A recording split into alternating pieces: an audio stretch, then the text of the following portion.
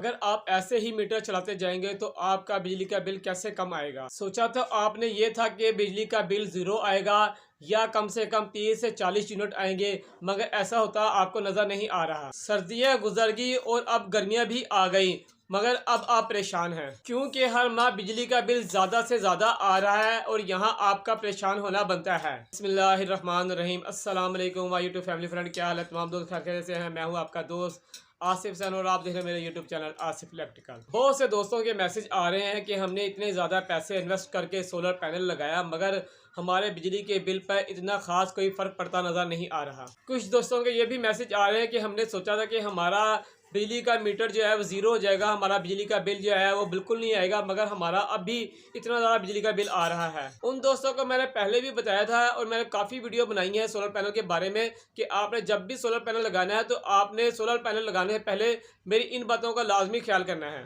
Number एक, पहले आप ये डिसाइड कर लो कि आपने घर का कितना लोड सोलर पैनल पर चलाना है। अगर आपने सोलर पैनल लगाने से पहले घर का लोड जो आपने इस पर चलाना है वो डिसाइड नहीं किया तो आपका बिल कभी भी ज़ीरो नहीं आएगा। अब वजह सुनिए, मिसाल के तौर पे आपने सोलर पैनल लगवा लिया 3, 4, 5, 6 केवी का, आपने उस पर फ्रिज भी चला दिया, पंखे भी चला दिया, लाइटें भी चला दी, वाटर पंप भी चला दिया, और जिसे आप थोड़ी बिजली इस्तेमाल करने वाली चीज़ें समझकर चला देते हैं, मसलन juicer machine, drill machine, hair dryer, electric kettle वगैरह। ये देखने को होती तो छोटी सी है मगर बिजली ज़्यादा इस्तेमाल करती हैं। इस तरह आपके सोलर का लोड सोलर के बराबर नहीं ज़्यादा हो गया, जिसकी वजह से सिस्टम बैटरी भी ठीक तरह से चार्ज नहीं कर सकता और लोड ज़्यादा होने की वजह से बिजली भी ज़्यादा इस्तेमाल करता रहा, जो आपका बिल कम ना होने की बहुत बड़ी वजह बनती है। गुड तरीका तो ये बनता था कि अगर आपके घर का लोड 4 केवी का था तो आपने उसके लिए सोलर पैनल 5 केवी का लगाना चाहिए था, ताकि रात तक आपका सोलर पैनल बिजली ना इस्तेमाल करता,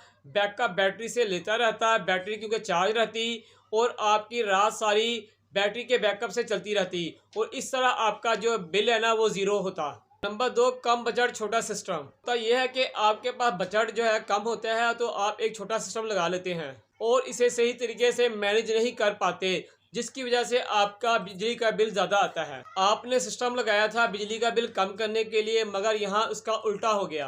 आपका बिल तो कम नहीं हुआ मगर आपका बिल ज़्यादा आने लगा, कि जो इलेक्ट्रिक एशिया आपने सोलर पैनल पर चलानी थी वो आपने बिजली पे चला दी और जो इलेक्ट्रिक एशिया आपने बिजली पे चलानी थी वो सोलर पर। यहाँ आप जो दिन के टाइम इस्तेमाल करते हैं चीज़ें वो सोलर पर चलाएं और जो रात को इस्तेमाल करते हैं इलेक्ट्रिक एशिया वो बिजली पर चलाएं। इस तरह जो दिन के वक्त सोलर पर चलने वाली चीज़ें हैं वो आपकी बिजली की बचत करेंगी। इस तरह आप बिजली का बिल कम कर सकते हो, मगर ये उन दोस्तों के लिए है जिनके पास बजट कम हो और वो छोटा सिस्टम लगाना चाहते हैं। नेक्स्ट पॉइंट की तरफ चलने से पहले गुजारिश है, जो दोस्त चैनल पे न्यू है या जिन्होंने अभी तक चैनल को सब्सक्राइब नहीं किया वो जल्दी से चैनल को सब्सक्राइब करें। अगर आपको मेरी वीडियो अच्छी लगी तो लाइक मेरा लाजमी बनता है। नंबर 3, आपका बिल हमेशा ज़्यादा ही आता रहेगा जब तक आप सोलर सिस्टम को ठीक से समझेंगे नहीं। आपने सोलर सिस्टम पंखे लाइटों के लिए ही ज़्यादातर इस्तेमाल में लगाए हुए हैं, जबकि पंखे जो आजकल चल रहे हैं वो 30 वाट के चल रहे हैं, बहुत कम बिजली इस्तेमाल करने वाले,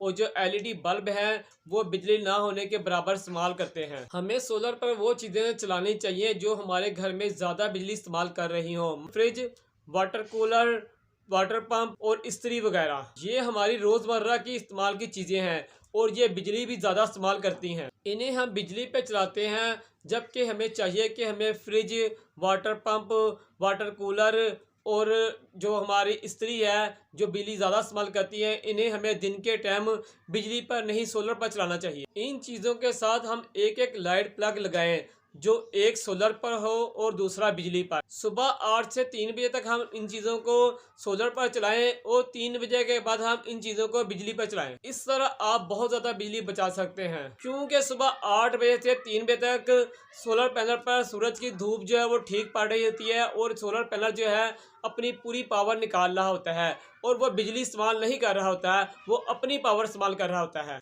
तो हमें चाहिए सुबह 8 से 3 बजे तक तमाम चीज़ों को जो है हम चलाएं सोलर पैनल पर, और जैसे ही 3 बजे के बाद के टाइम आए तो हम उनके स्विच निकाल के उनको वापडा पे लगा दें।